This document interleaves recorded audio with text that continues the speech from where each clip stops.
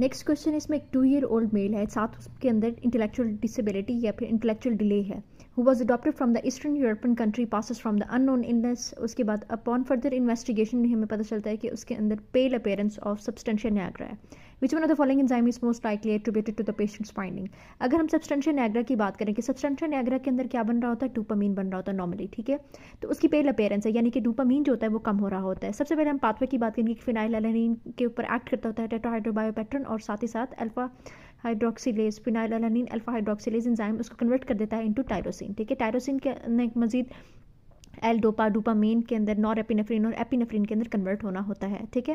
तो अब सबसे पहले हम इनके एंजाइम्स को रूल आउट करेंगे, किस तरह से ये हमारा रिक्वायर्ड आंसर हमें मिलता है कि डोपामीन जो होता है वो कम हो रहा होता है, किस पाथवे में कौन सा एंजाइम डिफेक्टिव होगा तो जिसकी वजह से डोपामीन जो होता है वो कम होगा, ठीक है। फिनाइलएलानिन हाइड्रोक्सीलेज एंजाइम की अगर बात करें तो फिनाइलएलानिन हाइड्रोक्सीलेज ही नहीं है, तो ये जो कंप्लीट ये सारा का सारा जो प्रोसेस है ये नहीं हो पाता, ठीक है।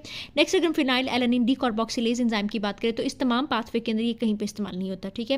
Next is phenol ethanolamine N methyl transferase की बात करें तो ये डोपामीन की कन्वर्जन नॉरएपिनेफ्रिन के अंदर नहीं होने देता, स्टॉप कराता है। डोपामीन बीटा हाइड्रोक्सिलेज एंजाइम का भी इसमें कोई रोल नहीं होता है। होमोजेंटेसिक एसिड ने क्या करना होता है, ये टायरोसिन से होमोजेंटेसिक एसिड बनता है, तो होमोजेंटेसिक एसिड मजीद आगे फ्यूमरेट और टीसीए साइकिल के अंदर जाता है, तो ये इस वाले पाथवे को करता है। यहाँ पे डोपामीन का कोई रोल नहीं होता, ठीक है।